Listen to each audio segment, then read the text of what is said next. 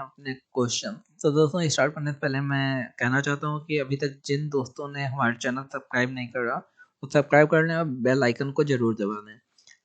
Question देखते हैं, वे कथन जो आपसी व्यवहार में सामान्य रूप से प्रयुक्त होते हैं उन्हें क्या कहते हैं। तो आपसी व्यवहार में, आपसी बातचीत में जो भी हम लोग करते हैं, घर पे ही बात करते हैं, स्कूल में बात करते हैं, तो उन्हें क्या कहेंगे? औपचारिक कथन कहेंगे या फिर अनौपचारिक कथन कहेंगे या प्रासंगिक कथन कहेंगे या तर्कसंगत कथन कहेंगे। तो औपचारिक कथन तो तब होता है जब आप किसी ऑफिस ऑफिस की बात कर रहे हैं या फिर मेन कोई मुद्दे पे लिखित कथन जैसे स्टाम्प पेपर में, तो वो औपचारिकता हो जाती है। तो ये गलत हो गया। प्रासंगिक कथन मतलब किसी चीज से जुड़ा हुआ कथन, वो भी नहीं। हम लोग किसी चीज को जोड़ के थोड़ा ना बोलते हैं, जब बोलते हैं आपसी में डेली डेली तो कुछ भी बोल देते हैं। तर्क संकट में कुछ तर्क दे के हम लोग नहीं बोलते हैं, वो होता है अनौपचारिक कथन। क्या कहेंगे? अनौपचारिक। जो हम लोग सामान घर पे बोलते हैं तो उन्हें अनौपचारिक कथन कहते हैं। आगे देखते हैं, दूसरा क्वेश्चन है, व्याकरण शिक्षण की वह पद्धति अपेक्षाकृत अधिक उचित है जिसमें, तो कौन सी पद्धति व्याकरण शिक्षण की उचित है? उसमें क्या हो? बच्चे नियमों को कंठस्थ कर लें, कंठस्थ करने वाला, रटाने वाला, याद करने वाला बिल्कुल गलत कर देंगे। बच्चे उदाहरणों से नियमों की ओर जाएं, या फिर बच्चे नियमों से उदाहरणों की ओर जाएं, या फिर बच्चे सूत्रों का प्रयोग करते हैं। तो देखो, बच्चे उदाहरणों से नियमों की ओर जा रहे हैं या फिर नियमों से उदाहरणों की ओर जा रहे हैं, एक चीज तो होनी चाहिए इन दोनों में से, क्योंकि सूत्र रटाना हटाना पहले ही मैं मना कर चुका हूँ। लेकिन सबसे सही क्या है? पहले आप बच्चों को नियम बता दें ये सही है, या फिर पहले आप बच्चों को उदाहरण बताएं ये सही है? सबसे सही है कि पहले उदाहरण बताइए और फिर बच्चे खुद ही नियम बनाएं। तो जैसे आगमन और निगमन विधि आपने पढ़ी होगी, तो ये उसी तरीके से है। आगे देखते हैं, बच्चों में भाषा प्रयोग की दक्षता विकसित करने के लिए क्या आवश्यक है? कि बच्चे भाषा को अच्छी तरीके से समझ सकें, सोच सकें और बोलें। तो उसके लिए क्या आवश्यक है? कि वो दक्ष हो जाएं। उन्हें सुनने और बोलने की पूरी आज़ादी हो, बिल्कुल हो। उन्हें कविताएं याद हों। दक्षता विकसित करने हैं तो हम लोगों को याद करवाना है क्या? याद नहीं करवाना। तो मुहावरे कविता याद करवाने वाला, ये दोनों गलत हो जाएंगे। वे किसी वक्ता के साथ रहते हो, किसी वक्ता के साथ रहने में याद करना कोई संबंध नहीं है। तो उन्हें बोलने और सुनने की पूरी आज़ादी हो, जिससे उनके मन में जो भी हो वो बोल पाएंगे, जिससे टीचर समझ पाए कि कहाँ पे कमी है, तो वो सही कर पाएगा टीचर। आगे देखते हैं, मोना अक्सर लिखते समय शब्दों के अक्षरों को छोड़ देती है। मतलब लिखती है, कुछ शब्दों के अक्षर नहीं बच्चे छोड़ देते हैं, तो वैसा वो करती है। जैसे पढ़ती को पति लिख देता है, तो अगर यहाँ पर ड़ गायब हो गया तो उसका पूरा मतलब ही चला, मतलब अलग हो गया। अभिनव को अनब लिख देती है, तो ऐसा बच्चा करते हैं, काफी बार करते हैं, अगर आपने पढ़ा है वो। इसका सबसे उपयुक्त कारण हो सकता है, किस रीजन से ऐसा कर रही है। उसे लिखना रुचिकर नहीं लगता, ऐसा नहीं है। लिखना रुचिकर नहीं लगता तो अनब भी क्यों लिख रही है? वो भी ना लिखे, उसके विचार और लिखने की गति में सामान्य ना हो, तो ये एक रीजन हो सकता है। तो चलो इसे हम लोग कंसीडर में रखते हैं अभी के लिए। आगे देखते हैं, उसके विचारों में स्पष्टता ना हो, ये भी एक रीजन हो सकता है। उसे मात्राओं का ज्ञान ना हो, ऐसा तो नहीं है, मात्राएं तो सही लगा रही है। तो इन दोनों में से एक सही होगा। तो इसमें जो सबसे सही है, आपको जो सबसे सही है वो निकालना है, क्योंकि सीटेट में कंफ्यूजिंग बहुत सारे आंसर एक जैसे दे दिए जाते हैं।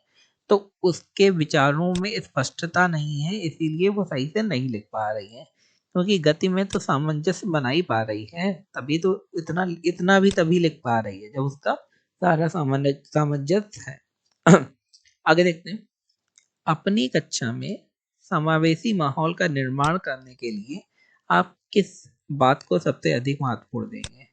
समावेशी माहौल मतलब जिसमें हर तरीके की चीजों को प्रमुखता दी जाए। तो सबसे पहला क्या है?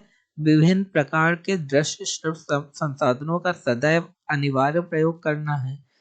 अब अनिवार्य प्रयोग किसी चीज का भी करना हो, वहां पे कट लगा देंगे, क्योंकि कभी कभी हो सकता है दृश्य शब्द सामग्रियों की ना जरूरत हो, हम लोगों को इशारे या मन के भाव या फिर मन में सोचो ऐसा कुछ हो जाए, ऐसा कुछ सिखाना पड़े इस तरीके से, तो ये सदैव अनिवार्य हो, ये तो गलत है।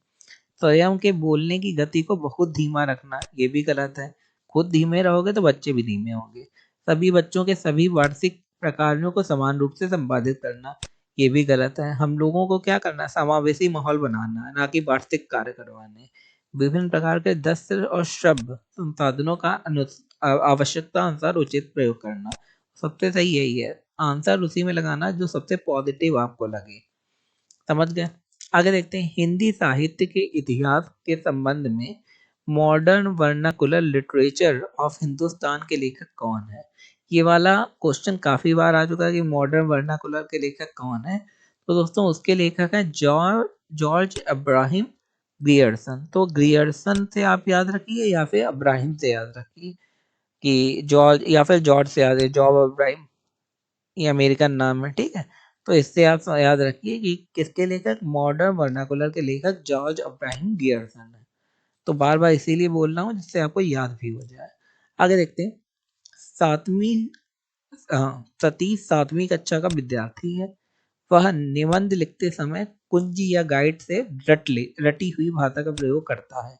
इसके कारण में इसके कारणों में सबसे कमजोर कारण क्या है? अब वो गाइड लेता है और उसे रटता है, तो उसका रीजन क्या है? लेकिन रीजन कैसा पूछा गया है? जो सबसे कमजोर रीजन है वो बताना है। इन चीजों में बड़ा ध्यान रखना है। तो उसकी लिखित भाषा पर पकड़ नहीं है, तो ये तो गलत हो गया। आगे, उसमें विचार करने का सामर्थ्य नहीं है, ये भी गलत हो गया। सृजनात्मकता लेखन की शिक्षण पद्धति उचित नहीं है, ये भी गलत हो गया। उसकी मौखिक भाषा बेहद कमजोर है।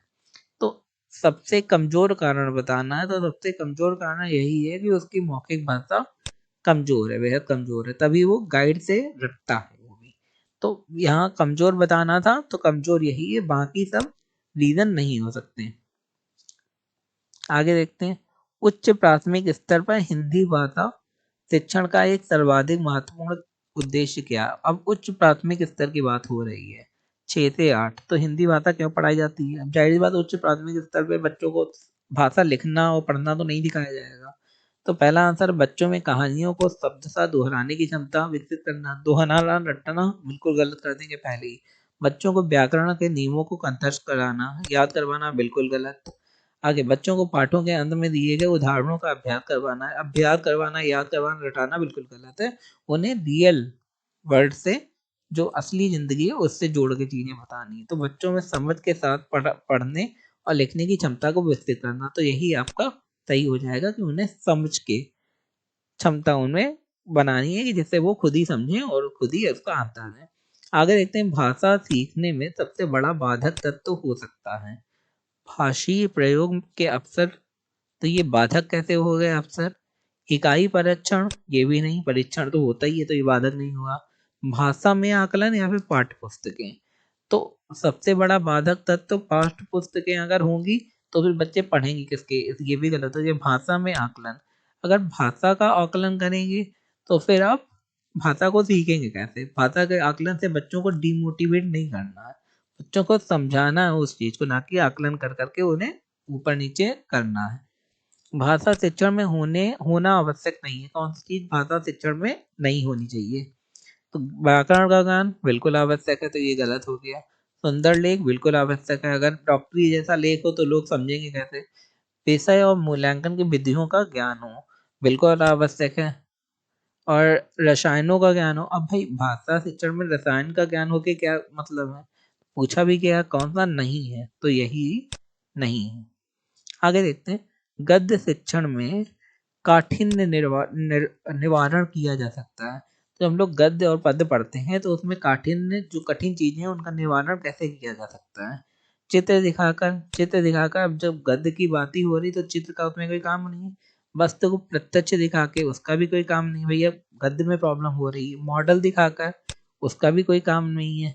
लेकिन अगर देखा जाए तो उपयुक्त सभी का काम है।